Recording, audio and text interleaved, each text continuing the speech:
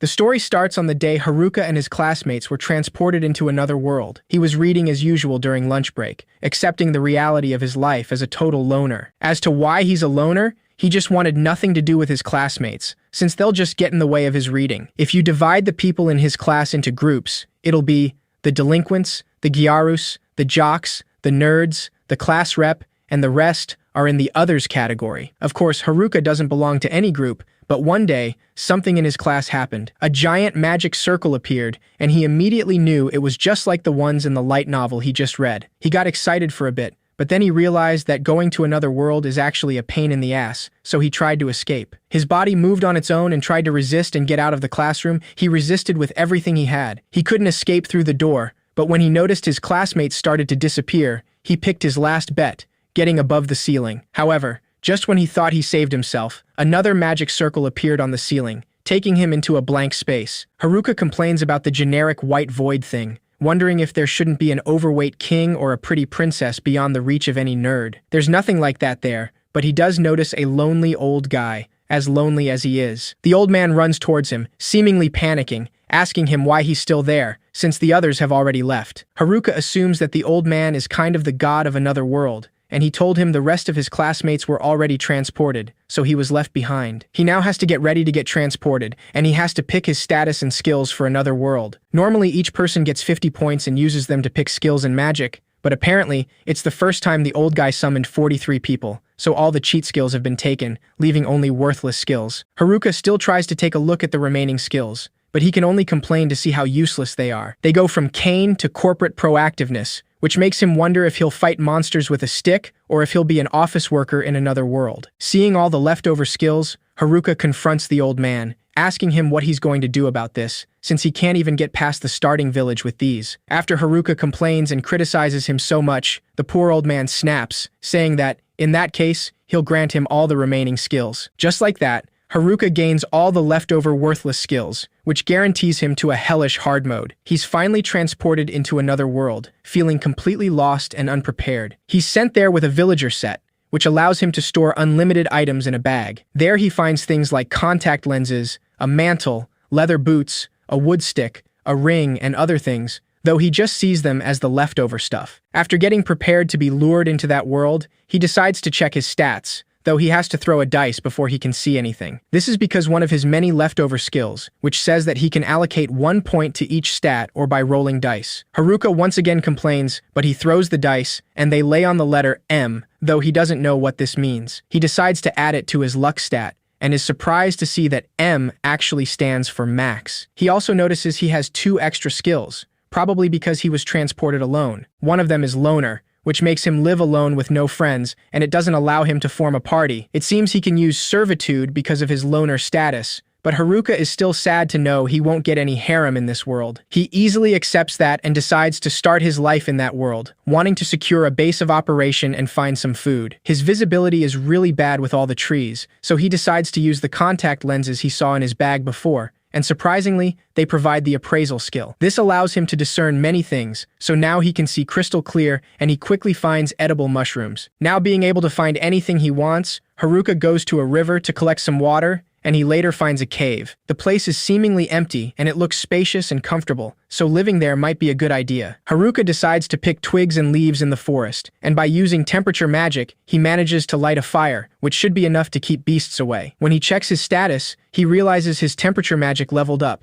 and that unlocks fire magic. He also got clairvoyant sight, presence detection, and enemy tracking, which must have been because he was on the lookout for monsters, though he doesn't know what he'll do if monsters actually show up, since all he can do right now is to smack them with sticks. Despite that, Haruka tiredly falls asleep in that cave, using a tent and lanterns he got from his special bag, and that way, he makes it through the first day on another world alone. Now on the second day, he's relieved to see there were no problems at night, since he has items to repel monsters in his bag, and his shut-in job title protects his living space. Despite this, he has an empty stomach to fill, so he creates fire using the fire magic he learned the day before, and prepares a decent meal with the mushrooms he collected and the beef jerky from his bag. The villager set he got even includes a frying pan and knives, so cooking is not really an issue. With a little bit of seasoning, he's delighted to finally have some breakfast, surprised by how good it actually tastes. After his stomach is full, Haruka walks through the woods, deciding that the cave will work as his base, so next is securing food and taking some safety measures. As he collects some mushrooms, he suddenly detects a presence with his skill,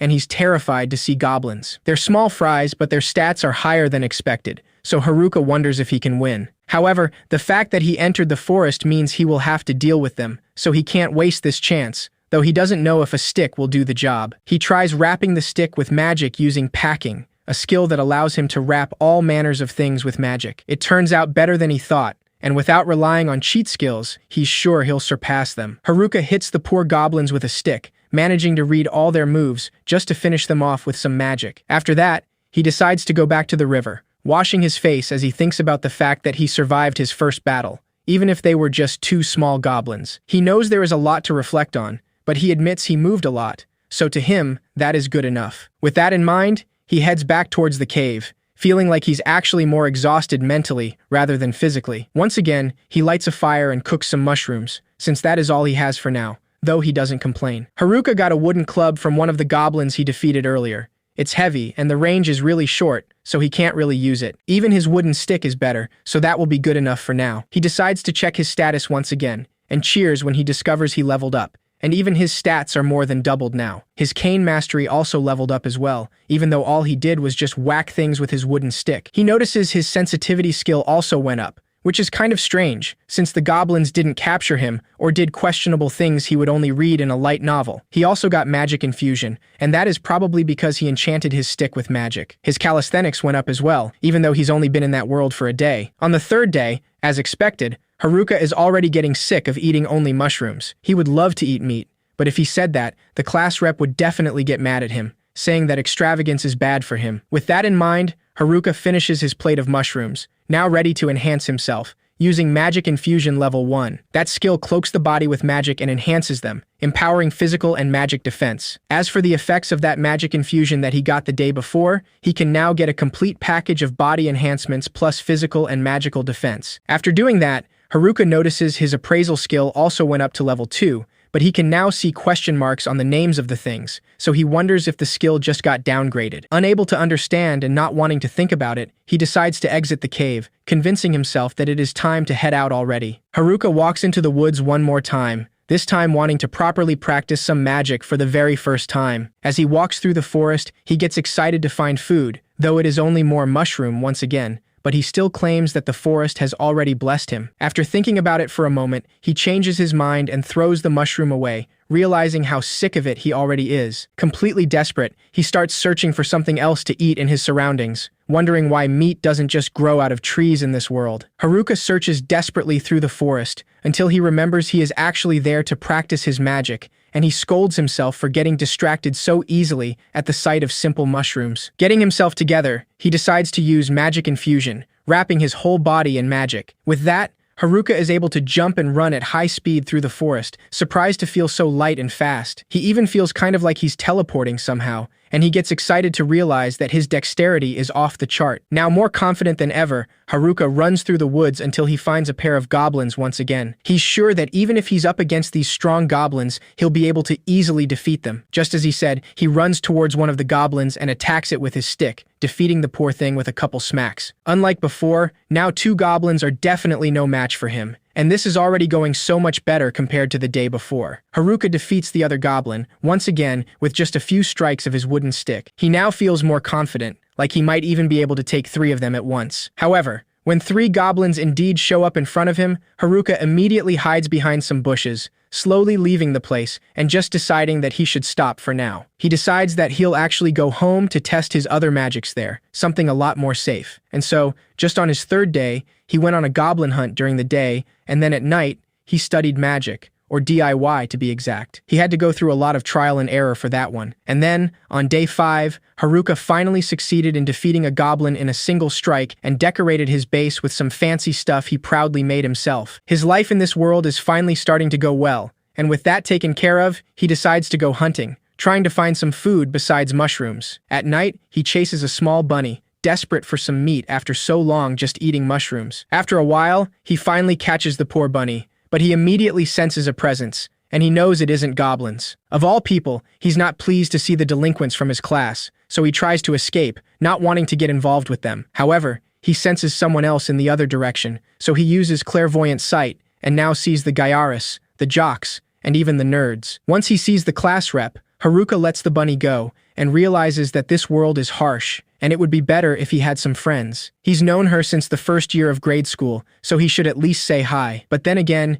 he feels so free and isolated, and he can live the way he wants without anyone butting in, so he won't exchange this daily life with anything else. Right now, he's conquering this another world alone. Haruka immediately hides beneath some bushes when the group of delinquents gets near. They decide to inspect that area after hearing a voice, but when they do, the bunny from before comes out, so they laugh it off and quickly dismiss it. Sometime after, Haruka follows the delinquents, since he has to know what they're talking about, even though he wants nothing to do with them. However, he soon finds out that the guys are only being total perverts while talking about the girls from the class. He knows they've always been weird like that, but he's also sure that at least the girls have the class rep to protect them, and even if they try to cause problems, she'll definitely stop them. In that moment, one of the delinquents grabs from the neck a student named Tanaka. They want him to confirm if that skill of his will allow them to do what they want, also asking him how exactly it works. Haruka recognizes Tanaka, realizing that the delinquents are using him like a live search tool. One of them suggests going back with the others, and after they leave, Haruka assumes that the whole class must be upstream. However, he still believes that being a loner is the way to go, so Haruka starts walking in an entirely different direction. Once he gets home, he's shocked to see his loner skill just leveled up, and that probably because he avoided his classmates before. If Neat had leveled up too after all that hard work, he would have broken down right there, which makes him think that these titles really wreck his self-confidence. Though he's still only at level 3 himself, and that's probably because of these Master of None and Dummy skills. He knew they'd be hard to level up, but he's not sure what they even do. Master of None likely means he can't stay focused on any one thing long enough to hit it big, but it does let him handle most things pretty well. He wonders if Dummy makes him some kind of puppet, or if it's dummy as in useless idiot. That makes him think that this skill is bad, and probably the worst. On day 7, Haruka wakes up past midnight, complaining about all the noise he hears outside. He decides to go out in the forest to see what's going on, and laughs a little when he sees the nerds fighting some goblins. Haruka wonders if he should help, but decides to use appraisal on them, and realizes that they don't need help at all, since they've got way better classes than him. He wonders why he's the only Neat here, but then remembers that they're not stuck with trash like him, since they've got the OP stuff. This reminds him that their class was full of athletes and ace students, kids of celebrities and stuff too, so Haruka used to wonder how a normal kid like him would end up there. These nerds are definitely Isekai pros, so he figures they'll be fine and decides to leave. However, his perception skill allows him to see some goblins approaching them from behind, so Haruka decides to help. After taking down those goblins,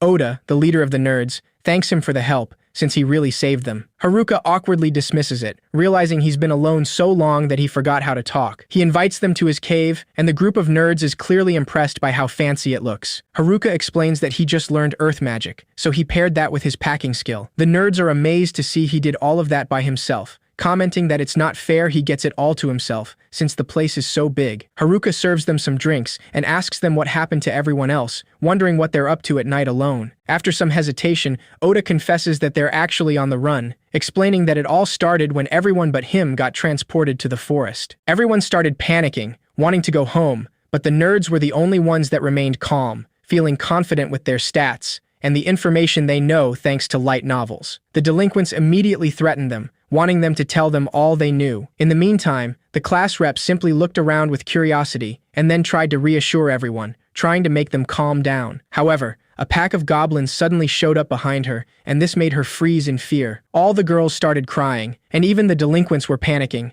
However, the nerds were all calmed and collected, since goblins are a piece of cake to them. When they easily took down some goblins, the jocks took some courage to fight along, managing to make a brave stand. The monsters were defeated, so the class rep quickly told everyone to move somewhere safer with more visibility. With her wits back, the class rep led everyone to a safe riverside clearing, and the nerds used their isekai and survival knowledge to help everyone set up camp. The class rep organized things and put everyone to work, and with that, they all came together and worked as one.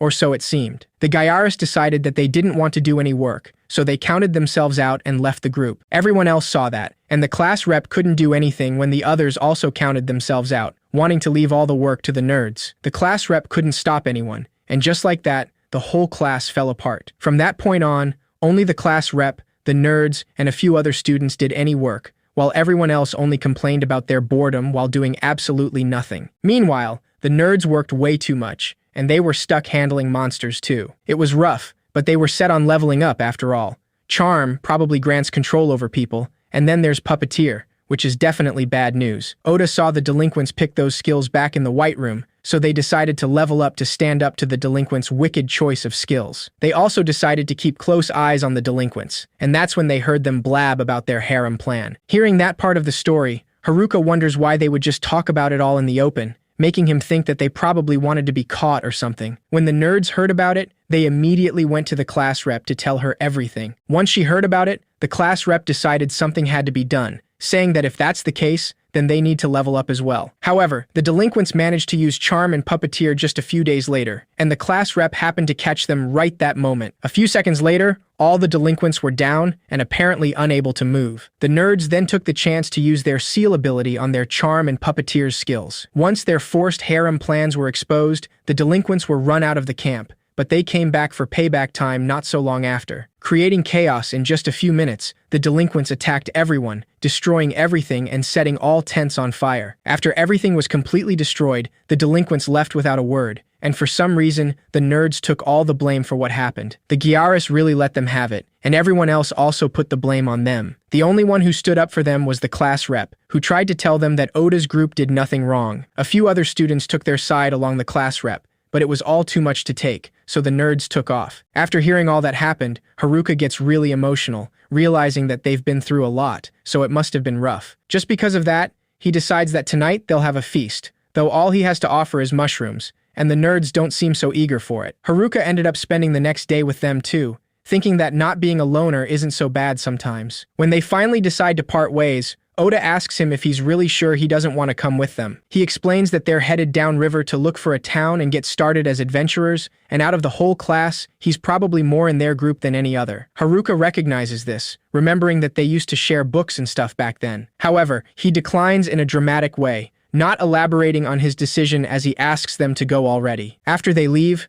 Haruka thinks that he would love to head into town, but with his cursed set of stats, he would only hold them back. He decides that it's better to go check on the others, since the nerds seemed worried about the class rep. On his way there, Haruka encounters a kobold, a small beast that immediately bites his hand. Despite getting a bit hurt, he manages to win against the kobold, and after walking around in pain for a while, he finds the camp, realizing that the place is empty. His enemy detection skill lets him see several footprints on the ground, and after following them, he manages to see the Gyaris, so he panics and decides to retreat home immediately. He wonders what he could cook today, wanting some fried chicken, even though everything he has is mushrooms again. Before he can escape, the Gyaris try to stop him and quickly start following him. Haruka doesn't stop running, since the Gyaris are the furthest thing from a life of quiet solitude. However, when he hears one of the girls say, "Please," Haruka stops in his tracks, wondering if he misheard or something. Once they catch up to him, the blonde girl asks him if he's friends with Oda's herd, clarifying that they're looking for them. Haruka mentions that he doesn't know about any Oda herd, but he does know some otaku nerds. The girl shouts that it's the same thing, and Haruka asks them why they're looking for the nerds in the first place, since they probably only want to put them to work again. To his surprise, the blondie explains that they just want to apologize, which actually manages to leave Haruka speechless. The other Gyaris explain that they totally see what they did now, and they realize that they're only alive thanks to the nerds. Still completely taken aback, Haruka recognizes that they seem serious, which is surprising, since you'd never find them apologizing back in the real world. Yet, he tells the girls that they'll never catch up to them, wanting to know if they can even make it out of these woods or fight monsters. Seeing their hesitation, Haruka asks them if they're going to go find their saviors and apologize, or if they're going to give up. Haruka demands an answer, knowing deep down that he's being harsh, but he knows that he'd be doing the nerds a disservice if he didn't check if the girls really mean it. Surprisingly enough, when Haruka looks back up at the girls, they're completely bawling her eyes out, saying that they just want to apologize. It's at that moment he realizes he messed up, since the next thing that happens is that the Gyaris ask him to teach them all they need to know to survive until they find the nerds. Completely taken aback, Haruka realizes that his subjugation skill just activated, all because he technically said yes by reflex. When he checks his stats, he sees his subjugation list, noticing the names of the girls, which are Gal Leader, Gal A, and Gal D. Haruka freaks out, wondering how this just happened, since now he has the 3 girls following him like ducklings. He doesn't like this situation at all, thinking that it's scary how little life is in their eyes, and how they'll finish monsters off without a word. And then they pull magic crystals off the monsters and bring them to him like dogs with a frisbee. He notices one of the girls has a scratch, so he pulls out a healing potion, but when he hands it to the gal leader, she uses the potion on him instead. Haruka doesn't know what to do anymore, only wanting to know how to cancel this subjugation thing. Without even noticing, the class rep finds him, and she seems really happy to see him, though she has to shout at him in order for him to notice her. On the other hand, we see the delinquents discussing their next plan, deciding that they firstly have to get rid of their problems before approaching the girls. Once Haruka finally notices the class rep right there, she complains about him not calling her by her name, as they've known each other since elementary school. He apologizes to her,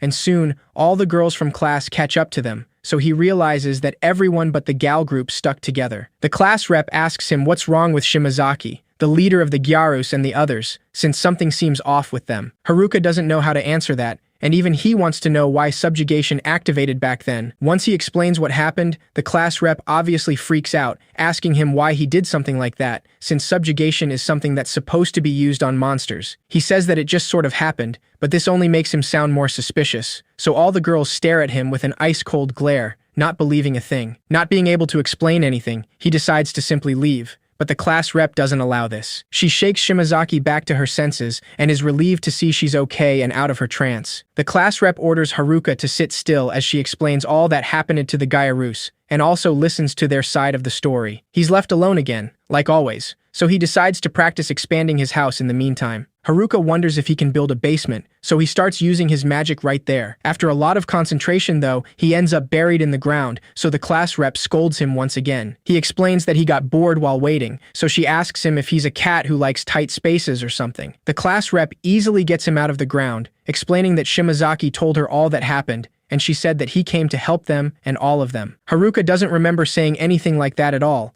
but in a matter of seconds, he has all the girls thanking him, so he asks if he can finally head back home. The girls quickly object, clearly upset, since he's supposed to help them right now. On the other hand, the class rep just wonders what he means by going back home, wanting to know where he's heading. Haruka explains that he has a house, and the class rep asks him why he has a house here, wondering if he was born in this world or something. He just says that he had time on his hands, so he just built one in his spare time. The girls quickly gather around in a circle, discussing the situation and leaving him out once again. The class rep asks him how many people he can fit in his house, and Haruka mentions that maybe 240 or so, and more if they move the furniture out, and if they add in the kitchen, restroom, and bath, maybe even more. The girls are surprised to hear he even has furniture, and even more shocked to hear about all the other places. The class rep asks him what kind of mansion he's living in alone, saying that they've been living survival style out there. Haruka is also working on a guest room, but he decides that it's better not to mention that right now. Being encouraged by the girls, the class rep gathers the courage to ask him to let them stay at his place,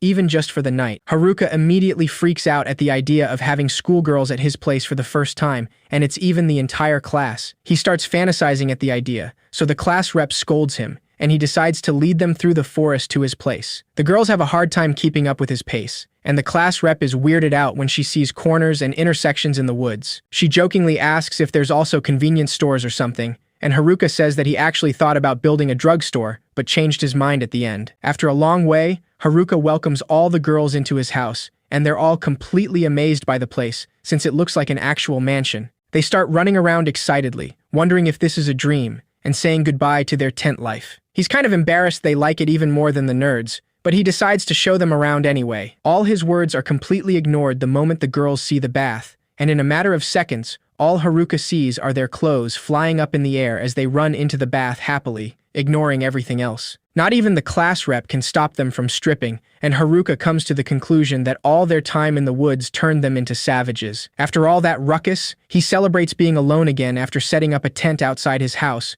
which allows him to enjoy his peace and quiet. He knows only a loner could enjoy such a thing, but there's no way he could stay with a whole herd of schoolgirls. Haruka is startled to see the class rep staring at him right then, but she just thanks him for saving them. After the boys left, they've been all worried, so it's nice to feel at ease again finally. A fancy room, food, and a bath has everyone in high spirits once again, and they were able to bounce back. The class rep is sad she couldn't do anything for them, but Haruka assures her she's done a lot. He explains that she doesn't have to do what Oda did, since the nerds were practically raised for the day they got transported here. She can't go making comparisons, and she doesn't have to judge herself against guys born for this, since they're the weird ones. At the end, the class rep smiles, feeling grateful for his words, though she also mentions that if he has a better lifestyle than the nerds, then he's even weirder than them. That night, Haruka is barely able to sleep, since he couldn't stop thinking about all the schoolgirls staying in his house. The next day, a sweet girl he doesn't even know wakes him up in an unusual way, getting on top of him to tell him that breakfast is ready. Trying to ignore the fact she's literally on him, Haruka looks away and asks, "What's for breakfast?" trying not to make eye contact. The girl tells him that she prepared mushrooms and grilled fish, not expecting the strong head bump Haruka gave her for simply mentioning the word fish. The class rep comforts the poor girl, but Haruka just enjoys the grilled fish, tearing up as he wonders when was the last time he ate fish. Clearly confused, she asks him what his deal is, since he's been literally living in front of a river all this time. Haruka confirms this, explaining that he spent every day watching the fish while eating mushrooms. He couldn't catch any, since they're too fast and kind of slippery, so he never had any luck. Haruka asks them if they have an easy way to catch them, so the girls decide to show him. Once they get to the river, one of the girls uses lightning magic in the water, making all the fish jump. He excitedly asks her to do it again, and once the girl does, he wraps the lighting magic with his packing skill. Haruka lets that box fall into the water and finally manages to catch some fish. In addition to that, he also got himself that lighting magic while he was at it,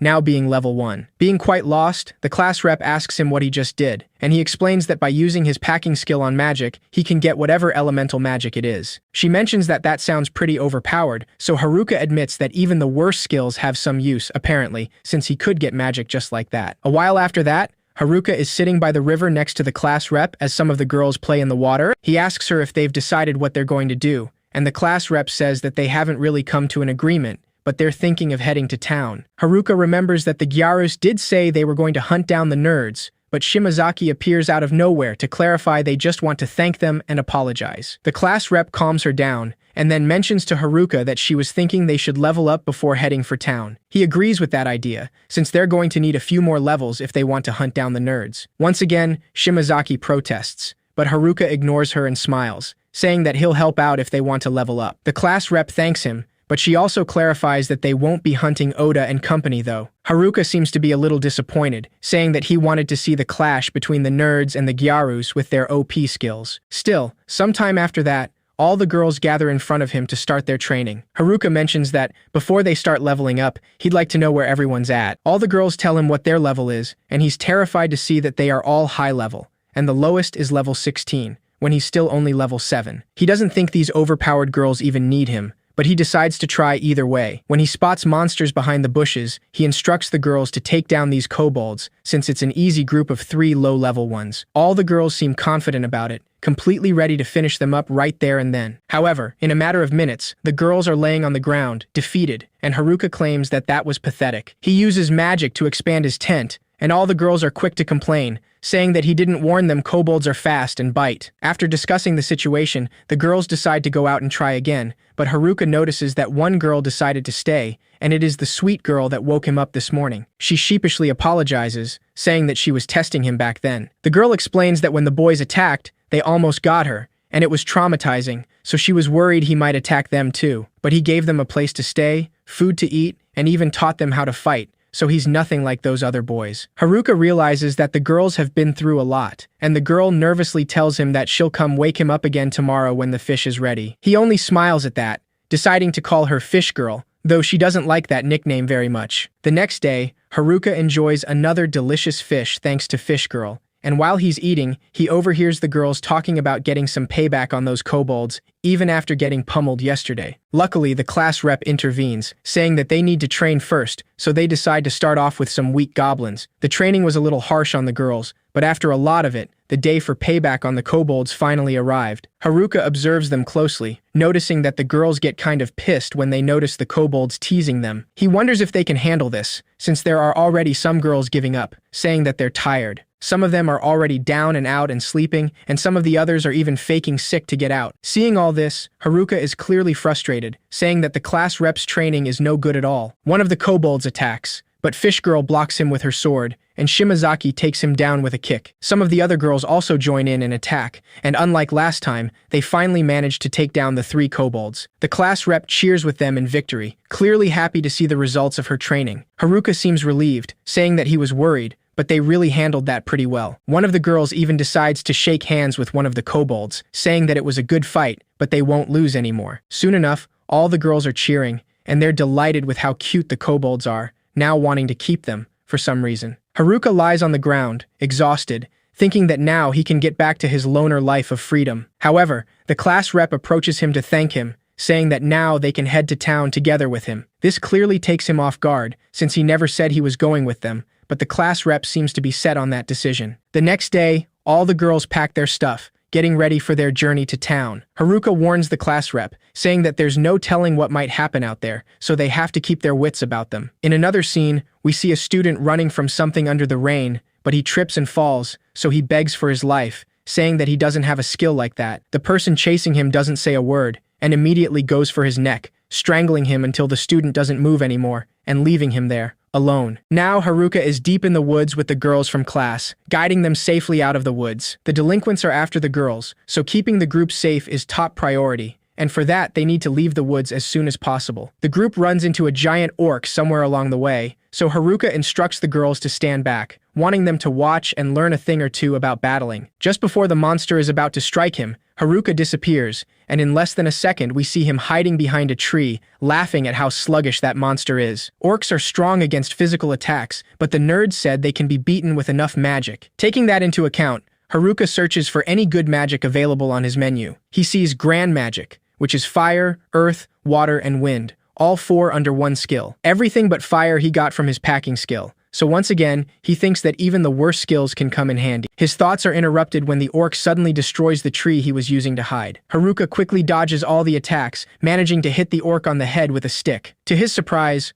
only this attack takes the orc down, so he's a little taken aback, since he thought physical attacks didn't work. The girls are apparently disappointed that he didn't use magic like he promised, so Haruka decides to go for another target, finding a different orc. He uses a simple fire magic attack, and once again he's surprised to see the orc is taken down by only one shot, as he thought it was supposed to take lots of magic. The girls complain again, clearly upset, saying that they can't learn a thing from this, since he's too strong. Despite all their frustration, the mood of the girls brightens once they finally have their fill of food at night. In the meantime, Haruka decides to set some traps for monsters with some earth magic. His tent wards off enemies and grants perception too, so that should be enough to look after the girls. Once he's done setting the traps, he sees the map he derived from his appraisal skill to decide on tomorrow's route. This allows him to see that the river really starts to snake up ahead, so he wonders what the shortest route is. Out of nowhere, his perception skill goes off, so Haruka hurries to see if there are monsters around. He worries the moment he sees a group wandering around, thinking that it's the delinquents. However, he relaxes once he realizes that it's just the jocks, who approach him in a friendly way. The class rep observes them from afar with curiosity, and Haruka asks them what they're doing out in the woods, assuming that they're after the girls, so they must be dumb stalkers. The jocks are clearly not happy about his accusation, so they quickly clarify that they're not after the girls, but they came here to find him. Haruka asks them why they're hiding from the girls in that case, and with a bit of hesitation, they confess that they can't trust anyone. After all, there was a skill scarier than the dudes with their puppeteer and charm skills. Haruka thinks it over for a moment, since there's only one skill he can think of that's more dangerous than those, and that skill is hijack. The jocks confirm this, saying that the delinquents made a big deal about puppeteer and charm, but never even mentioned hijack, so that must mean they don't have it. Haruka stops them right there and mentions that they're really dumb, asking them what they'd do if he was the one with that skill. A little taken aback, the jocks relax, saying that they'd be fine with it if it was him, and it would even put their mind at ease. Haruka doesn't even know what that's supposed to mean, and he clarifies that he doesn't have that skill, but he did learn subjugate. That skill sounds even worse to the jocks, but they say that if he's the one who has it, then it's no big deal, since they assume he'll be alone anyway. Kakizaki, the leader of the jocks, only advises him to watch out for that skill, saying that they're going to keep an eye on those dudes out in the woods. The next day, Haruka informs the girls that they're headed through the woods again, so they all gear up excitedly. When he's alone, the class rep approaches him, wanting to talk about Kakizaki and the boys, and Haruka tells her that he asked him to apologize to her for them. Clearly nervous, the class rep suddenly apologizes to him, saying that she was going to tell him. Before she finishes speaking, Haruka deduces that what she wanted to tell him is that she has the hijack skill. The class rep immediately asks him how he knew that, since it was a secret between her and Oda's group. He simply answers that it only took one look to figure out, and he bets the jocks are just too dumb to realize. She asks him why he helped her if he knew. After all, hijack is a terrifying skill that steals someone's skills by taking their life, and anyone would be afraid of that. Haruka simply says that there's no reason for him to be scared, and the nerds weren't afraid either. They sealed off the delinquent's puppeteer and charm skills, but they didn't seal hers, so that says it all. It means they were relieved she was the one who has it, and the same goes for him. The class rep tears up, and Haruka runs away when she says that it's his fault that she cries so much lately, but truthfully, she's really grateful. Sometime after that, the group continues advancing through the woods, and Haruka notices they're ahead of schedule, but they'll be stuck camping again tonight. He spots a good-looking riverside, and sees it as a good chance to try out something. He asks the girls to go ahead and scout or something, saying that he'll handle things here. Haruka quickly leaves the group behind, using a combination of magic that makes him faster and lighter, surprisingly allowing him to fly. Being high up in the sky, Haruka pauses for a moment to admire the view, only to realize that he's now falling. Unable to stop it, he uses magic wrap to boost his physical fitness, managing to survive the fall that way. Once he goes back with the girls, the class rep is clearly worried to see him so beaten up when he just went scouting. Haruka explains that he got launched up really high and sort of fell, but that explanation only makes her freak out even more. She scolds him for not communicating anything, but Haruka thinks that when you're normally a loner with no company, you don't communicate at all. Despite getting scolded, thanks to Haruka's scouting, the group is able to make great progress. And after all the ups and downs,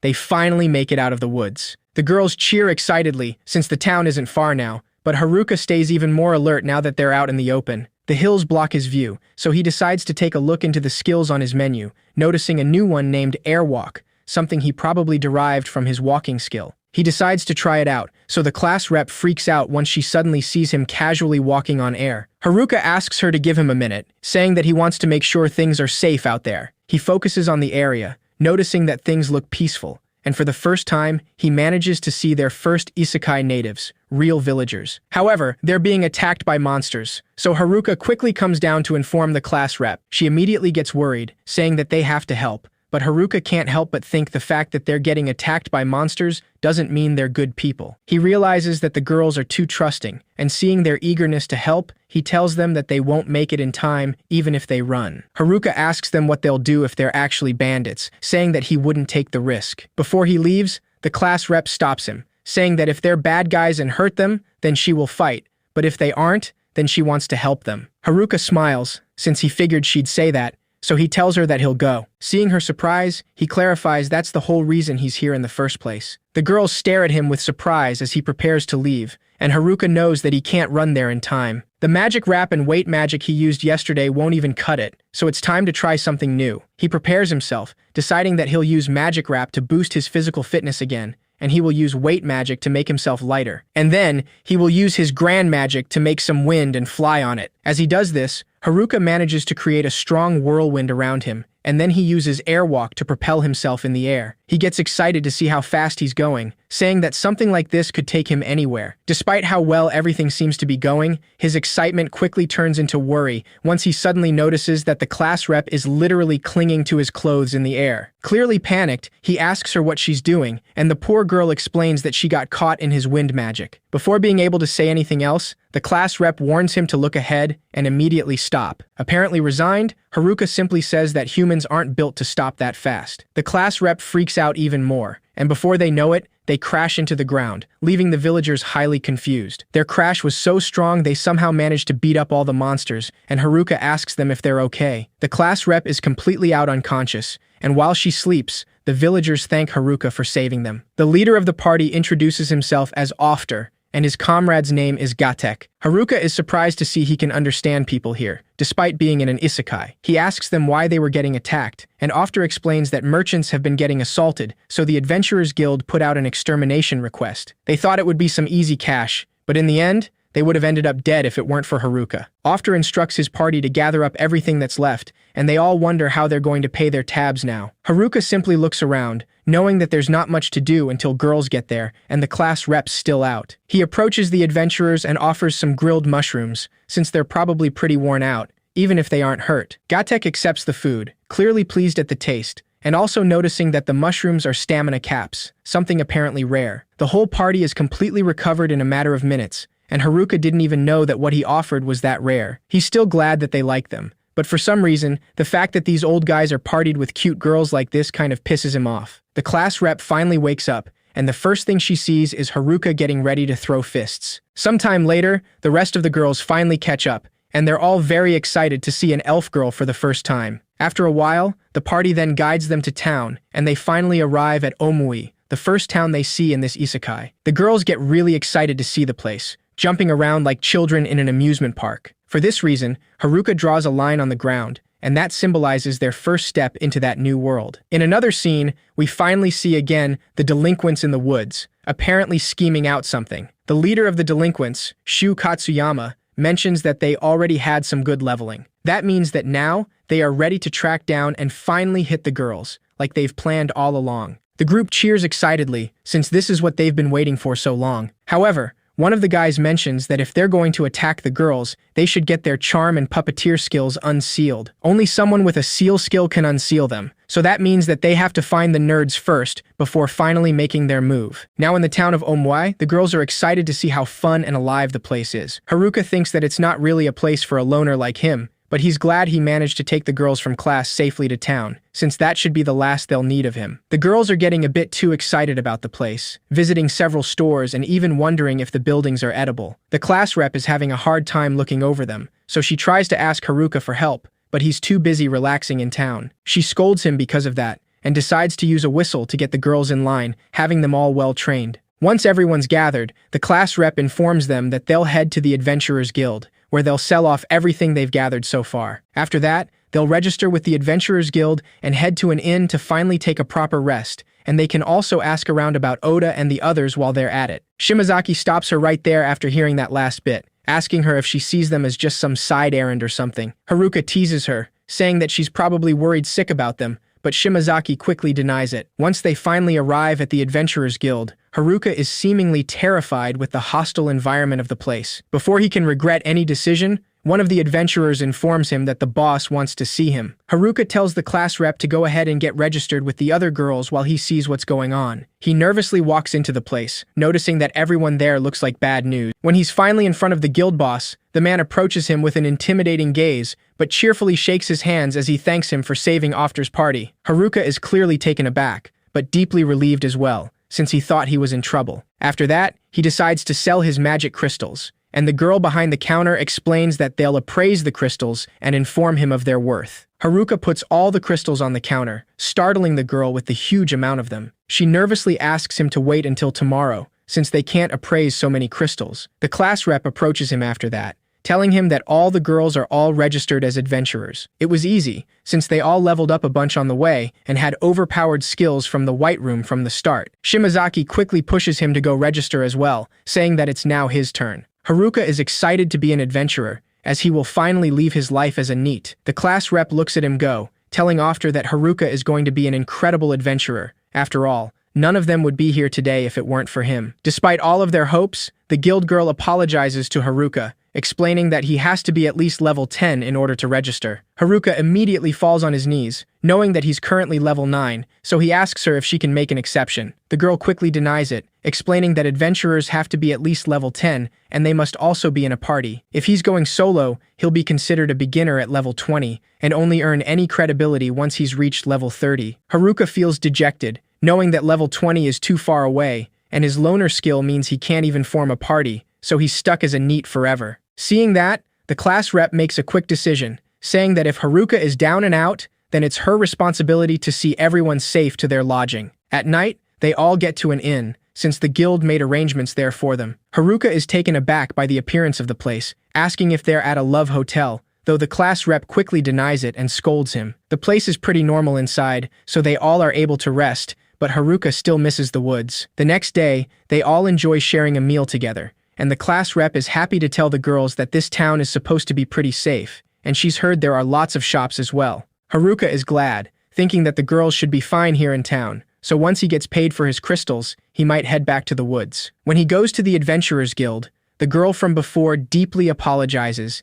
giving him a bag of money as she says that it is all they have. Haruka tries to calm her down, clarifying that he's not trying to rob her or anything. The guild boss also apologizes, explaining that they aren't done working through the haul he brought in, and they don't have enough cash on hand either. He asks him what he thinks about payments in installments, and Haruka easily agrees, so the guild girl cheers. The boss then gives him the bag of money, saying that there's 8 million ere in there, since that's all they can do for now. Haruka and the class rep try to process that for a bit, thinking that if money's supposed to be worth about the same as it was back in their world, that means they're rich. The guild girl decides to explain the current market, saying that in Haruka's case, he brought enough F-rank ones to earn 8 million, and that also includes payment for defeating the Green Wolves. Haruka thinks that this should be enough to do some shopping before heading back to the woods. Hearing that, Gatek tells him that he knows a certain place he thinks he'd like, so he'll take him there as a thanks. Haruka immediately thinks about a place with cute girls, so he starts walking as he fantasizes about it. However, Gatek simply takes him to a little-known weapon shop, a place that collects specialty articles from dungeons,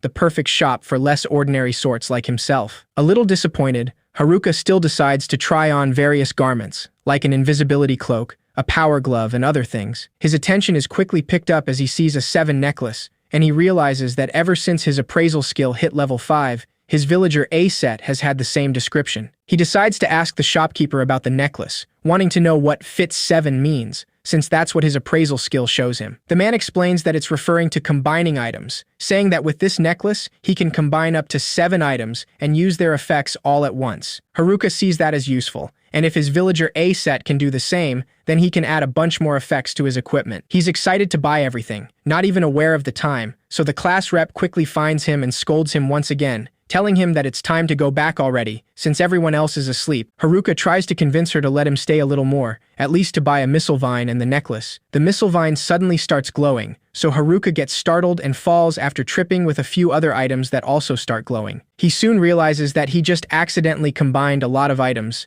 and the shopkeeper freaks out, saying that something like that is not allowed, especially before purchasing the items. He tells them that all of that was worth well over 10 million ere, so now Haruka is the one freaking out. Gatek tries telling the shopkeeper to knock that down a bit for his sake, since they only have 8 million. Haruka has no other choice than to apologize, accepting the fact he won't be able to do any more shopping. The next day, he's in his room sulking and out of cash, despite all the things he wanted to get. They managed to talk the shopkeeper down to 8 million, but that left them broke. He'd love to go out and earn more crystals, but outsiders aren't allowed out of town unless they become adventurers and get a permit. And even if he tries to sneak out with the girls, he's sure he'd get stopped because the class rep doesn't trust him anymore. He realizes that he's not built for a life in life, so he has to get back to the woods. His regular old villager A cape is now combined with an invisibility cloak, so even the class rep won't be able to spot him like this. He feels bad for leaving without saying anything, but the class rep would definitely stop him if he did. Haruka swiftly sneaks out of the guild, but just as he's about to hop over the walls, some of the girls spot him, asking him what he's doing. That distraction makes him lose focus, so he accidentally trips and falls, seeing the volleyball girls A and B and gymnast girl surrounding them. These girls are like the elite 4 of the girl jocks, but he notices one of them is missing. He spots the last one of the group, Nagisa, looking at some clothes in a shop nearby. She's the naturist girl who looks ready to strip any second now and makes everyone panic. The group quickly runs towards her to stop her, but Nagisa asks them to quit fussing since she's still fully dressed. Haruka glances at her and tells her that it's more like half undressed since she doesn't have any pants on. His first attempt to escape failed miserably, and the next say the class rep and the others are finally off on their first quest. Haruka asks them if he can go with them, but the class rep immediately shuts him off, saying that he tried to run away yesterday. He still manages to escape the town a few moments after, simply using his invisibility cloak. Finally free, Haruka runs towards the forest, ignoring everything else, even when he runs into the typical Isekai situation where a girl in a carriage is being ambushed by a group of bandits. He ignores the situation, simply wanting to go home, but one of the bandits spots him and immediately attacks him, saying that all witnesses die. Haruka uses fire bullets to attack them, telling them that he just wants to get back to the woods and be alone. He recognizes that his wooden staff or stick got upgraded thanks to that missile vine that got fused. The bandits try to take him down with close combat, but are also quickly countered. They try to use weapons, and Haruka admits that their attacks are strong, but he still easily dodges everything. At the end, he doesn't even have to do anything, since the bandits run out of breath and pass out on their own. Their weapon skills were scary, but these guys themselves are still pretty weak. Without wanting to, Haruka ends up saving the girl, who comes out of the carriage to offer her gratitude, introducing herself as Marielle, saying that she comes from a noble family. However, Haruka actually barely did anything, so she doesn't exactly know what to say or what to thank him for. After all, he tried to ignore and abandon her at first, so perhaps thanking him is not appropriate. At the very least, he has her utmost appreciation, and she'd like to know his name. Haruka introduces himself, and Marielle tells him that she's the daughter of the lord of a certain town, so she asks him to accompany her on the remainder of her trip. Haruka hesitates for a bit, since all he wants is to get back to being alone in the woods. Marielle tells him that after the attack, she really fears for her safety, and she would also like to show her gratitude. That quickly gets Haruka's attention, and he immediately asks her what kind of gratitude she means. Clearly interested in the compensation, he decides to go with her, planning to leave as soon as he drops her. He complains about the town he came from during the trip, saying that the lord of a town like that is probably as shabby as the town itself. Marielle suddenly starts sobbing, revealing that she's the shabby daughter of that shabby lord he's talking about. She apologizes for acting so lofty despite her lowly, nameless origins, clearly feeling bad after what he said. Wanting to confirm his suspicions, Haruka asks her for the name of that shabby town, freaking out once he hears they're heading back to Omue. She doesn't let him go, so they go back to the town, and Haruka's second attempt to escape fails once again. In another scene, we see the jocks facing the delinquents in the woods, wanting to stop them from getting to the girls. Just as the leader of the delinquents is about to attack, he's suddenly stabbed by a mysterious person. The jocks now try to face this mysterious student that is suddenly attacking them, but this unknown guy easily takes the delinquents down, so they decide to run away. However, this student catches up to them, carrying a huge sword he will use to take them down as well. In another scene, we see Haruka loudly complaining in the carriage of the princess, saying that he doesn't want to go back to Omue. The princess is clearly hurt by his reaction, so Haruka is unable to say no after seeing her pouty expression. Once they arrive at the lord's manor, the place is so big that it makes him feel nervous. He observes a painting of the lord of Omue and his wife for a moment, and then simply decides to go home. Marielle stops him before he can leave, reminding him that she asked him to wait for her while she got changed. She informs him that she's going to see he's well rewarded, so he has to stay right there. Haruka can't decline, so the next thing we see is him sitting in front of a feast, excited to see so much food. Marielle tells him that she invited him here to thank him for saving her from those bandits. Despite trying to be grateful, when she notices that Haruka is barely listening to her, she can hardly contain her anger. He's too busy enjoying his food, but Marielle proceeds to give him his reward in money as well, and since he mentioned not having a form of ID, she offers him one, explaining that with it, he will be allowed to come and go from town as he pleases. It will also act as proof of his person, so she hopes that he uses this chance to remember the name of the town. When she sees that Haruka is still not listening,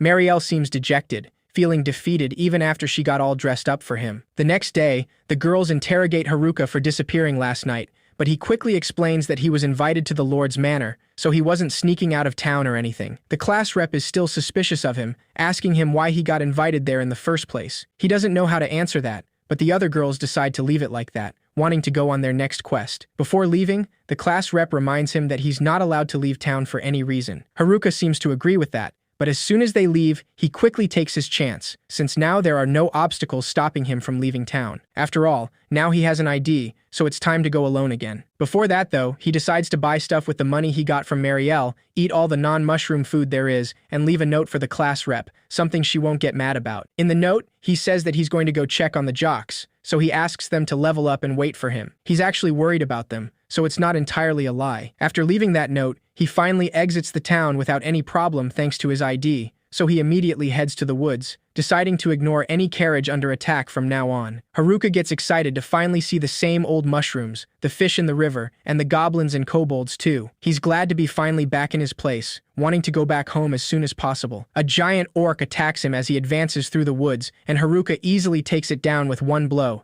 But he still thinks that it's weird to see an orc there, since they're usually deeper in the woods. He's glad to see the stuff he bought from that sketchy vendor works great, and with so many items combined, life in the woods should be easy. However, as he advances through the woods, he feels something's up, wondering what's going on when he suddenly sees bloodstains on the ground. He thinks it can't possibly be from the nerds, as they're Isekai pros, so it must be from the jocks, as he hasn't seen them since they split. Haruka also wonders why the delinquents have not left the woods yet, and just then, his enemy detection goes off. He immediately follows a path of blood, wondering if the jocks really face the delinquents. Haruka stops in his tracks when he suddenly meets the sight of the jocks slumped on the ground, unconscious and beaten up. When he notices that they're still breathing, he quickly uses every mushroom potion he's made, desperately wanting to save them. Kakisaki is the first one to wake up, and he's glad to see Haruka, wanting to know if the girls are okay. Haruka lets him know that the girls are okay, laughing it up in town, and it's all thanks to them. Once the other jocks finally wake up, they tell Haruka everything that happened, informing him that the delinquents are now dead. They don't know anything about the nerds or if they were attacked, but this mysterious guy is tough since they couldn't even hold a match against him. He stole all the weapons they got in that white room, and he's a mathematical genius, so he might have been planning this all along. Kakisaki informs Haruka that they do know who he's after next, and that is Tuka Tsuyuri, mostly known as the class rep. After all, she's the one with the hijack skill, a skill that allows the user to steal someone's skills by killing them. Haruka knows it's a wicked OP skill, but he and the nerds should be the only ones who know that Tuka has it. Kakisaki explains that they managed to figure it out because that guy kept asking where she was, so he must have gotten that intel somewhere. However, the guy apparently lost track of her, so that's why he attacked them, but stopped shy of finishing them. He probably figured they'd seek her out for help, so they decided to turn the tables and hid in the woods instead. He's going to follow their blood trail and show up here, so Kakisaki says that if they fight along with Haruka, they can definitely win. Haruka doesn't say anything, thinking that he doesn't need to involve himself in this fight, as all he wants to do is live in peace here and be alone. Despite that, he accepts to deal with this, but he clarifies that he's going to fight alone. The jocks are clearly taken aback, saying that they can fight too, and he can't possibly take him down alone. Once they see Haruka is truly determined in doing this, the jocks finally accept, asking him if he has a plan. Haruka confirms this, telling them that their only job is to head for town and apologize to their class rep for being so dumb. Highly offended, the jocks have no other choice than to listen, so they all leave after saying that the rest is up to him. Deep down, Haruka actually thinks that it might have been better to have them around, but if all of them go down, there won't be anyone left to protect the girls, so fighting this guy is his job alone. He decides to toughen up with the time he has left, preparing for what's coming. In the meantime, Tuka is desperately looking for him in town along with the other girls. They try to reassure the class rep, saying that he's probably fine since he left a note, so all they can do now is wait and level up, as he said. Haruka is currently analyzing his enemy, as the jocks told him all about his OP weapon skill. Weapon skills are powerful, but once they start, they leave you open because you can't cancel out of them. If he wants to beat this guy, he needs to come up with a new skill that'll take advantage of that weakness. Haruka notices that some goblins have been drawn to the place because of the smell of blood on the ground. Monsters as tough as these are usually deeper in the woods, so he decides to use appraisal to see their stats. They're pretty high level, but he decides to see it as an advantage, taking the opportunity to practice a little by fighting them. Even after he takes them all down, he still doesn't level up, so he wishes he could fight something stronger. With his perception skill, he manages to spot a Goblin King of level 23, and even Haruka is surprised to see these things actually show up. Still, it's the perfect timing, since it's exactly what he needs in order to finally level up. The Goblin King immediately runs towards him, and Haruka quickly dodges his attack, noticing how fast this monster is. He barely manages to dodge another attack, using the evade skill he combined with his cloak. The Goblin King lashes out at him again, and Haruka can tell that this monster's got powerful weapon skills, as he can only barely evade them. After a while, he's able to take some distance from the giant Goblin King, so he decides that it's time to try something. Using Magic Wrap and combining a bunch of skills together, Haruka is able to take the King Goblin down with one quick swoop of his staff. He's glad to see that even with the absolute worst skills, he can get something new once he combines them. Haruka suddenly detects bloodlust when a monster appears right behind him, so he immediately moves away. It's right then that he sees something worse than the Goblin King, a Goblin Emperor of level 50. Haruka is only level 9, so he knows that he can't possibly win head-on against this monster. He has no choice but to try what he did again, mixing all his bad skills up into a new made-up one. Once he does that, he manages to land a hit, but the Goblin Emperor stands back up and launches at Haruka, scratching his cheek. Haruka can only dodge all the attacks, noticing that this monster is also using weapon skills. He's able to cause some damage after a while, but the Goblin Emperor heals his wounds, so Haruka decides to use another made-up skill. However, the Goblin attacks first, making him crash against some trees with great strength. Haruka still doesn't give up, saying that he's not as beat up as the jocks were yet. At dawn, he's already taken the Emperor Goblin down, and he finally levels up from 9 to 11. Haruka goes back home after that, checking the new skills he got, and finally getting how Master of None works. He doubts he's at the level to match him yet, but at least he got the skill he wanted. His made-up skill handles the opening left from using a weapon skill, and lets him attack with no prep as soon as he selects the skill. Later that day, we finally see this mysterious guy, who heads straight towards Haruka's place. This student finally reveals his identity, and Haruka immediately recognizes him as Tanaka, the nerd who seemed to be intimidated by the delinquents, but was actually the mastermind behind. While this is happening, we see the girls go back to the town after a long day of leveling up, feeling like legit adventurers now. Some of them are still kind of worried about Haruka, since it's been 2 whole days, and he's still not back. There is nothing they can do about that anyway, and they have to keep leveling up even without him. The group suddenly sees Kakisaki and his group waiting for them right outside the town, so the class rep immediately runs towards them, clearly worried. She asks them why they're so beaten up, but Kakisaki assures that they're fine now. Tuka is happy to think that Haruka might be with them, but their expressions say the opposite, which makes her feel disappointed. Kakisaki then informs her that right now Haruka is out there fighting in the woods, and he's doing it all alone. The class rep now is clearly worried, and in the meantime, Haruka is facing Tanaka, saying that it's been a while, but he welcomes him to his place. Tanaka is disappointed to see that the jocks didn't lead him to the class rep, but they led him to a creepy place instead. It's a shame after all that work he did to fake his way with the delinquents and control them all. Tanaka admits that he planned all of this from the start, confessing that he was the one who used them to break the class up. Haruka is clearly upset, asking him what happened with the other guys, besides the delinquents and the jocks. Tanaka simply answers that they're all dead, and he decides to leave, saying that he has no time to waste on a loner with nothing but the worst skills. Before he can leave, Haruka stops him, saying that even loners have people they want to keep safe, so he'll fight him right here and right now. Tanaka isn't intimidated by Haruka, saying that he saw the only skills left over in that white room were complete trash, so he doesn't believe he can beat him with nothing but the worst skills. Tanaka then throws several rocks at Haruka as he activates his metal skill. Haruka immediately dodges that attack, noticing that he can hardly move his body now. Tanaka doesn't stop his attacks, but Haruka manages to dodge them all, so he admits that he's not half bad,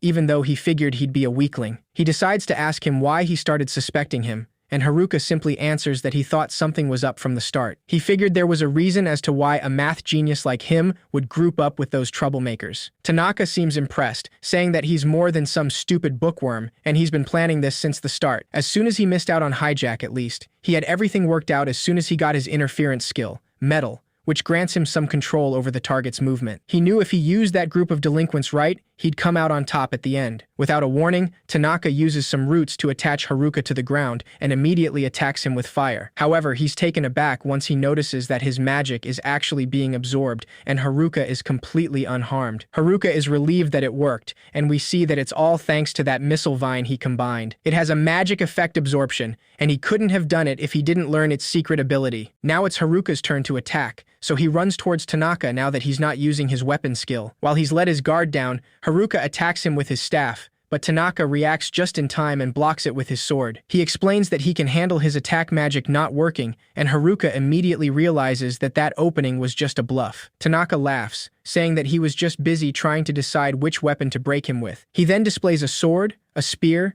and a dozen of weapons, but decides that he could just use them all to rip him to pieces. Tanaka starts attacking him with different weapons one after another, and Haruka can barely dodge him with so many attack patterns. Tanaka suddenly appears right behind him after overwhelming him with so many attacks, so he manages to hit Haruka head-on with one of his weapons. Unable to dodge or block that attack, Haruka is sent flying across the woods and over the river with great force. He struggles to move now, so Tanaka approaches him to ask him if he feels defeated yet. Haruka manages to stand up, knowing that he's in trouble, since Tanaka has way too many attack patterns for him to find the openings in his weapon skills. He decides to speak up, saying that he knows he copied skills from everyone in class with copycat. Once again, Tanaka is impressed that he knew that, since he indeed has the copycat skill, which allows him to copy any skill and use it as if it were his own. Haruka simply heard as much from the jocks, but he knows that he's after Tuka's hijack. He must be planning to copy it from her, then use it to steal the real thing. Tanaka confirms this without hesitation, saying that he then is going to use it to steal all the other OP skills, making himself the most OP of all. Haruka knows that Tanaka is the OP in the worst way right now, copying all the moves from the guys he took down. Tanaka attacks him yet again with another of his weapons, and Haruka barely blocks it, knowing that the longer he waits, the crazier the weapon skills he uses. But even if he goes on the offense,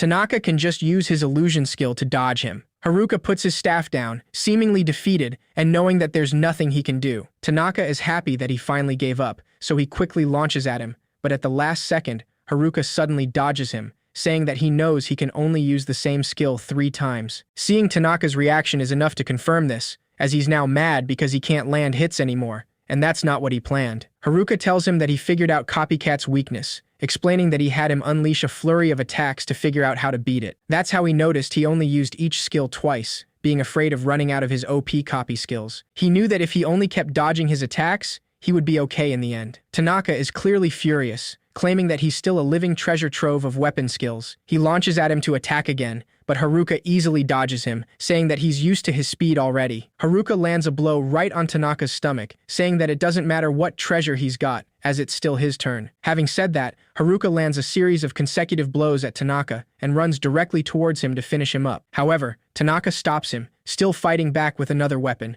clearly upset and wondering why he's getting beaten by the likes of him. Despite this, Tanaka smiles, saying that he's still got a trick up his sleeve, so he asks him to get ready for a skill more OP than anything he's ever seen before. Haruka sees as Tanaka jumps from one side to another, wondering how this skill is different from the rest. When he least expects it, Tanaka disappears from his sight, just to appear right above him to attack. Haruka barely dodges that, saying that it was too weak to be a trick, so he wonders if it was actually just a diversion. Out of nowhere, Tanaka hits him with one of his skills, Death, and Haruka can't possibly dodge that, so he inevitably collapses on the ground. Tanaka just laughs, saying that that was quite a way to make him use everything he had, but it doesn't matter, since once he gets hijack, he'll get all the skills he wants. He walks away victoriously, leaving Haruka's lifeless body there after stepping on his head. A few seconds later, Tanaka abruptly stops when Haruka speaks up, saying that he can't just step on a guy's head and walk away. Tanaka immediately freaks out, asking him how it is possible for him to be alive, since death should work on anyone who's level 11.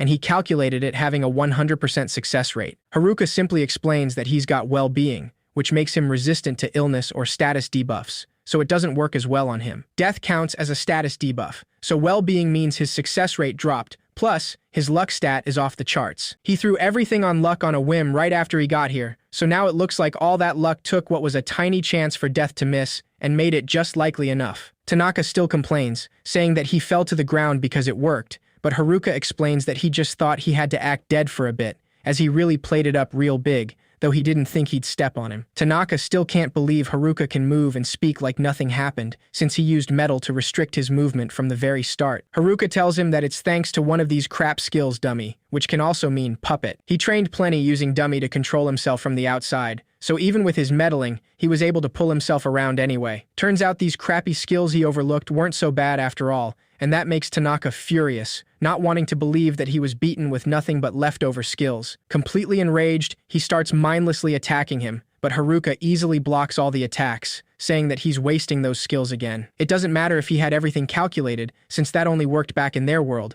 but that's not how it works here. Haruka tells him that simple math is never going to work in some fantasy world of swords and magic, as in this world, there's no telling how the numbers roll. That reality finally dawns on Tanaka, who simply can remember how his days at school used to be a bore. Classes were too easy for his genius, and he always wished for the day to just end. The day they were transported to that white room, he finally felt excited for the first time, and as soon as he saw that skill board, he knew what he wanted, knowing that if he used it right, he'd finally be free from boredom. He calculated the most exciting way to make it through anything that happened, even if his equation meant he needed to take his classmates' lives. If he killed them all and got all the OP skills, he would be strong, invincible, and perfect. So now he's just left wondering why the guy with the worst skills has to get in his way. Tanaka is angrier than ever, attacking Haruka once again with his sword, but Haruka stops him with his staff, thinking that this was a long battle, so he has to be out of moves now. With that in mind, he decides to run towards Tanaka to attack him, but a sword suddenly pierces his shoulder, and Haruka realizes that Tanaka can move things from afar. Tanaka says that victory is his for the taking, and he starts relentlessly attacking Haruka with his sword, saying that his calculations are always right. Haruka easily stops him, hitting him on the face with his staff as he says that his calculations are all he has. But he got lazy with his OP skills and never put in any effort, and everyone else put in the work but him. Overflowing with power, Haruka lands the final blow, using a made-up skill that immediately finishes him up. He leaves the place after that, knowing that it really was a close call, since one slip-up would have meant he'd be the one dead. Now that he stopped using his dummy skill, the pain is hitting him hard, and his made-up skill used up all his magic too. Haruka thinks about Tuka and the rest of the class, apologizing to them as he's about to give up and collapse, thinking that it's truly the end. However, before he falls, his body is caught by someone, and he's surprised to see it's Oda and the nerds. Oda explains that they came out to find him, since now it's their turn to help him. They offer him some potions and help him walk back to town, telling him that when they got back from a dungeon, everyone was in a fuss about how he was off fighting alone. They couldn't just stand around waiting, so they took off for the woods to look for him. After walking for a while, Haruka is surprised to see everyone waiting for them in town, clearly worried about him. The girls suddenly surround him, welcoming him back and saying that they prepared a meal while they waited. Haruka is overwhelmed by so much attention, thinking that getting thrown back in this crowd is hard on a loner. Kakisaki is also glad to see him, but the girls quickly invite them back over to the inn to take a bath and rest. Haruka is dragged against his will back into town, and in the meantime, the Gyaras finally speak to the nerds. They're clearly taken aback as the Gyaras apologize to them, and Shimazaki explains that they feel sorry for driving them out of the group, even though they were the only reason they made it. A little shy, Shimazaki also thanks them for everything, so the nerds are quick to forgive them, now being on good terms with them. Haruka is glad to know that he managed to keep Tuka safe, and everyone's back together now. He thinks that should be the last they'll need of him, so he quietly steps away from the group, thinking that it's finally time to get back to his loner life. However, as expected, Tuka is the one to stop him, wanting to hear some words from him after getting back like that. Haruka nervously says that he's glad to be back or something like that, but he's surprised when Tuka suddenly hugs him, asking him why he's trying to leave again. She confesses that she was truly worried, wondering what she would do if he didn't make it back. Haruka is worried that he made her cry again, but Tuka is actually smiling, saying that there's no reason to cry now that he's back. Still, all the girls from class stand behind her, and Tuka warns him that he's in for an earful from all of them, so Haruka panics as the girls drag him back to the inn. In a different scene, we see Haruka is having a strange dream, where a mysterious person is waiting for him at the bottom of the abyss. After several minutes, he wakes up, admitting that that was definitely a weird dream. Once he's finally up, Haruka complains about how tired he is, since he still hasn't shaken off the damage Tanaka dealt him. He runs into Oda and the nerds, who are currently getting ready to be off to the dungeon again. They tell him that the situation is rough with the monsters lately, and they're after this rare item they've heard is in there. Haruka asks them what that item can do, and Oda explains that apparently it can change how people see and think of you. Once they leave him alone, Haruka remembers the fact that he found the nerds and took down Tanaka, so there's no reason for him to stick around here now. He celebrates that he can finally enjoy his life alone back in the cave. However, just before he can leave, he senses a really intimidating presence, and he can tell that it's Tuka. She's clearly furious, and she asks him to talk for a minute, which immediately makes him nervous. Without giving him a break, she asks him why and where he has been, and once again criticizes the fact that he doesn't know how to communicate things. And she doesn't care if he has heard all of this before, because he hasn't heard from her yet. Tuka now asks him why he did something so dangerous alone, not wanting him to do it again. Not having another choice, Haruka gets on his knees and apologizes, accepting not to do something like that again. That's all it takes for Tuka to relax and feel better, so she finally leaves him alone. On the other hand, Haruka stays on the floor, feeling overwhelmed and barely able to digest the strong pressure she exerts on him. He thinks that if he wants to avoid her wrath and enjoy a peaceful life alone, then he should get the rare item the nerds mentioned before, since it can change how others see and think of him. If he can get that and make everyone really like him, no one will ever get mad, and that's why he decides it's time to head for that dungeon. Now we see Marielle, who visits her father and worries about his well-being, since he's been working himself too hard lately. He explains that the town of Omuai lies on the frontier, and with the rise in monster sightings, they now receive fewer merchants. If the Lord himself does not set to work, they can't expect their town to enjoy any progress. One of the soldiers suddenly bursts into the place, giving them the terrible news that a whole horde of monsters is about to arrive in the city. Going back to Haruka, he calmly walks towards the dungeon when he suddenly runs into the horde of monsters they were talking about, noticing a bunch of orcs, and even an orc king. When he sees this, he simply thinks it's going to be a good warm-up session, completely ready to face them. While this is happening, Marielle arrives at the guild to warn everyone that a horde of orcs is closing in to attack the town of Omuai, so everyone quickly gets ready to head to the entrance of the city and defend the town. And since Tuka is right there, she gets permission from the guild boss, so her party can help as well, and she immediately heads to the inn to let everyone else know about the situation. However, she stops for a moment when she notices Haruka is gone, wondering where he is right now. In the meantime, he's pretty busy mopping up the large group of orcs like it's nothing, but now he's left alone against the Orc King. Once he sees that a single hit won't do the trick with this monster,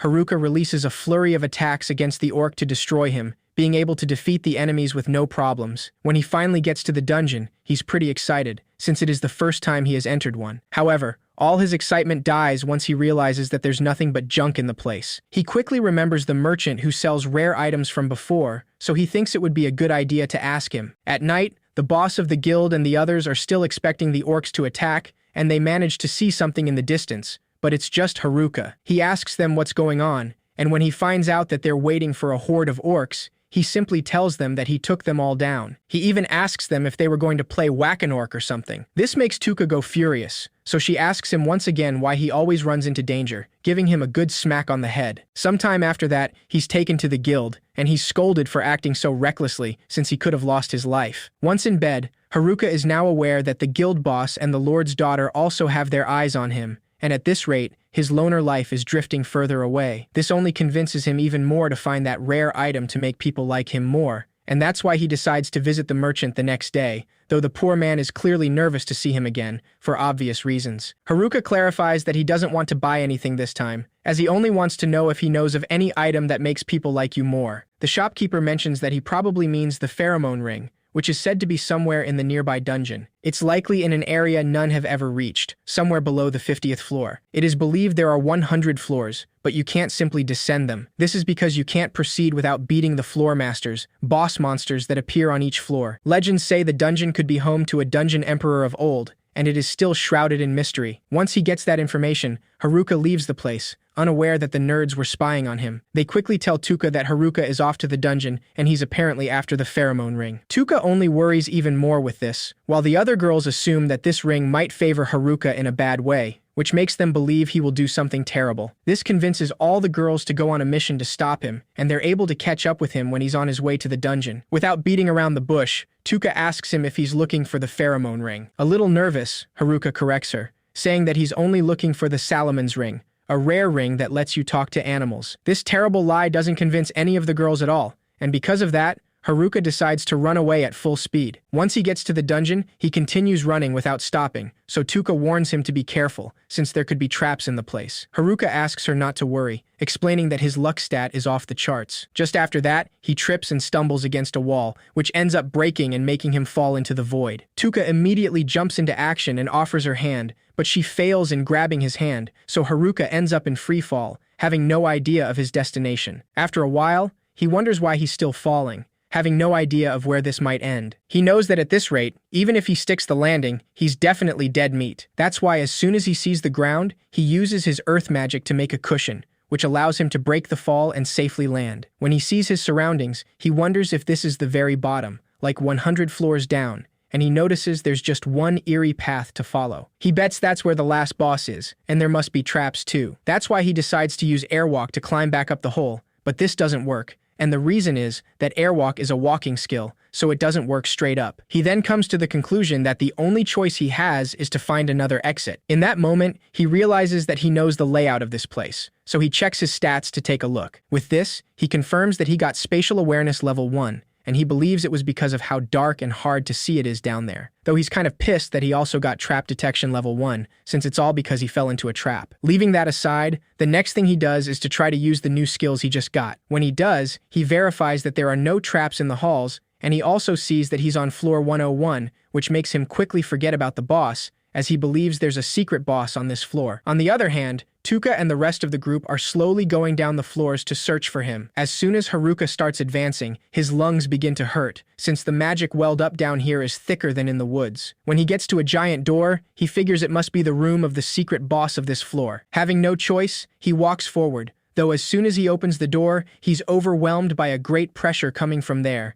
and it's an overwhelming amount of wicked magic that emanates from that direction. That's when he finally sees the evil being before him, and he immediately knows that if he slips up, he's a goner. The first thing he does is using appraisal on it, and he finds out that this monster is the Dungeon Emperor, and it's level 100, which leaves him clearly shocked. On the other side, the group is still going down the floors, but they're barely on floor 47 now. Shimazaki asks Oda and the nerds if the gate right there is a teleportation gate that can bring them back to the entrance. Oda confirms that she's right, and explains that if they defeat the monsters and clear the floor, these gates appear. Though he doubts that Haruka can use them, since he's moving up from below, and he doesn't think these gates show up off the normal route. He also clarifies that this is an ancient dungeon, and deep below lies the Dungeon Emperor. Even the Dungeon King is said to bow to the Dungeon Emperor, and he's heard its presence alone makes the other monsters stronger. Despite this, everyone remains firm in trusting that Haruka will be fine, so they're set on continuing searching for him to save him. This is all thanks to Kakizaki's encouraging words,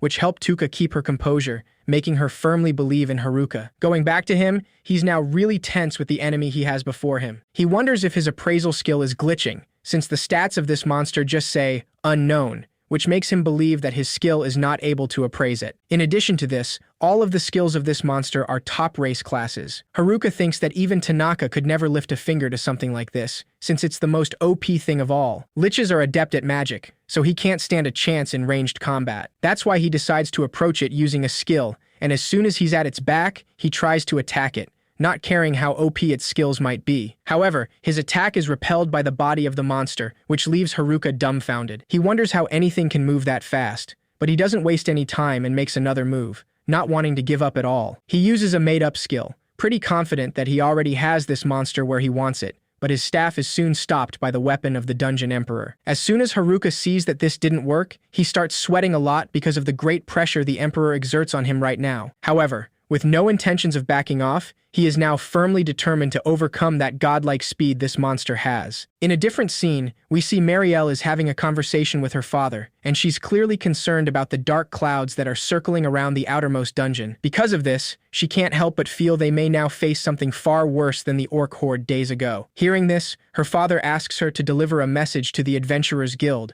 wanting her to instruct them to be prepared in case of emergency. Back with Haruka and his fight against the Emperor, he realizes that if he wants to beat that godlike speed, he'll need to shift all his skills into speed mode. After doing this, he runs towards the Emperor at full speed, but his attack is easily blocked, so he knows he's not fast enough yet. Despite this, Haruka doesn't give up, and he goes even faster each time. After a series of consecutive attacks, the Lich finally counterattacks, and Haruka is barely able to dodge it. He could barely save himself only thanks to his foresight skill, which gives him God Eye. Faced with speed too quick for the naked eye, it looks like his contact lenses acquired new skills, and now, even if it's only a flash, he can see the future. Despite this, he knows that if he lets his guard down for an instant, he's finished. Because of that, he decides not to let up instead, and attacks like his life depends on it. Haruka continues to fight like never before, wondering why he feels this way at times like this. After all, he's hardly staying alive here, but he's still having a lot of fun. He hardly has any magic or stamina left, and he's not even sure he can stay conscious much longer, so if the enemy attacks now, he'll be finished. The Dungeon Emperor slowly approaches him, but at that moment, Haruka realizes that something's off, as he's not being attacked. This whole time they've fought, he could tell it's nothing like the other monsters he's faced before, and the only difference is that he senses no bloodlust. That means the Emperor could have finished him off any time if he really wanted to. Haruka lunges to attack him again, but the Dungeon Emperor corners him, putting his sword to his neck. That's when he realizes that the miasma might be controlling him, forcing him to fight against his will. When Haruka confirms this, his staff begins to glow, and Haruka is surprised to see that it is absorbing the miasma surrounding the Emperor. Apparently, his staff has some holy abilities or something, so it is now his best bet. Haruka attacks the Emperor with his staff, and when he makes contact, all the miasma begins to be absorbed by it. When the miasma finally dissipates, the Emperor lowers his weapons, confirming that he was being controlled to fight. Haruka decides to talk to him, finally understanding that the Emperor actually just wanted to die to free himself from the miasma's control, and that's why he didn't finish him off. The Emperor drops his sword, but Haruka gets worried when he sees the dark miasma he absorbed is coming out again. Because of this, he knows that if he doesn't finish him now, he'll be tortured by the darkness again, so he should give him what he wants and finish his life. Haruka approaches the Emperor to do this, but at the last minute, he drops his staff and hugs him instead of attacking him. After all, something in him told him he shouldn't, as the Emperor was here all alone as well. In that moment, Haruka is surprised when his subjugate skill activates, so he tries explaining what happened to the Emperor. He clarifies that he doesn't really know how it works or how to cancel it, but at least he kind of set him free from the darkness. The Emperor doesn't seem to be mad at this, so the two of them shake hands, deciding to form a team from now on. Haruka is still not quite sure about what just happened, so he decides to use appraisal to check that there is nothing strange. As he does so, he notices that the Emperor's level has been reset, returning to level 1. Plus, the Emperor now also has a name he didn't have before, and it is Angelica. Haruka panics when he realizes that he has subjugated a girl again,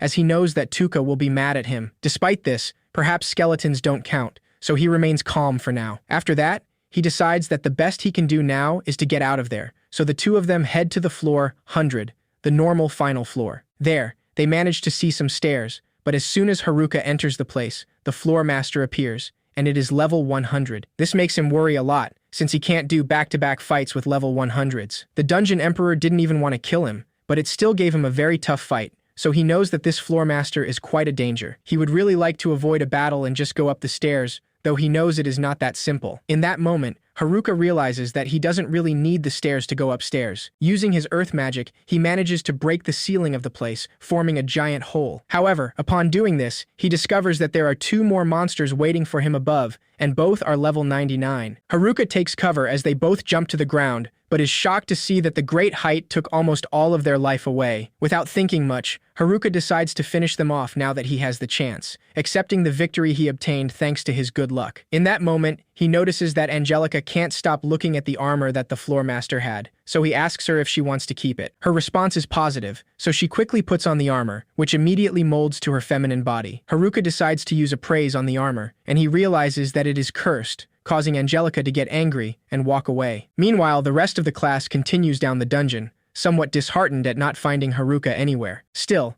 Tuka tries to motivate them, saying that they are almost halfway to the 50th floor, so she is sure they will at least find a clue. Just then, the group passes through a door and encounters a huge four-armed monster, a fearsome cyclops. Meanwhile, at the guild, Marielle informs that something's happening in the dungeon, and she believes that it's serious. The guild boss tells her that there have been no reports from the guard stationed there, though Ofta reminds him that they can't trust the one who's on guard. Hearing that, the guild boss gives it a second thought and realizes that they maybe should have been more careful there. Ofta then informs him that he will make sure they're ready, just in case, so he should go inform the rest as well. Back to Haruka. Angelica seems to be in a better mood after he gave her a storage cape he had. Now in floor 98, he manages to sense the presence of a monster, so he uses appraisal and finds the floor master, which is level 98. He also can see that this monster is immune to physical attacks, and only holy magic works on it. Opening another hole in the ceiling isn't an option, since he doesn't know what kind of monster could fall from above. After thinking about it for a minute, Haruka realizes that he knows just the thing he needs to negate monsters with dark magic. Using his staff, he manages to easily beat the floor master, thanks to the holy light it emits. At first, he thought this weapon was real trash, but now he guesses anything can work if he toughens it up. On floor 97, he finds a cloud of level 97 monster moths, whose powder is highly toxic. Haruka knows that his well-being is not going to hold up against that, so he decides to use his fire magic to attract them, as moths usually follow the light. Once the moths get close to the fire, Haruka increases his magic and makes the flame bigger, turning them into ashes. On the 97th floor, he encounters a bunch of nasty, monstrous caterpillars, which are probably the ones that grow up to become the moths from before. The string they leave is pretty hard to remove once it's stuck, so he's going to need to do something about it. First, he decides to make a thin wall to block it with earth magic and curve it so it rolls. With this, he manages to run down the caterpillars like a steamroller, taking care of them in a few seconds. Once he gets to floor 95, he realizes that something's different, and he can already sense something powerful in the place. Suddenly, he is attacked by a sword, so Haruka quickly dodges it and realizes that it is another floor boss. However, this boss is level 100 despite being on floor 95, which puts him in big trouble. Haruka tries to dodge all the hits and counterattacks as he can, but it's much harder than it seems, since this monster is full of tricks. It is pulling abnormal moves no humanoid could, so he doesn't know what to do now. Just in that moment,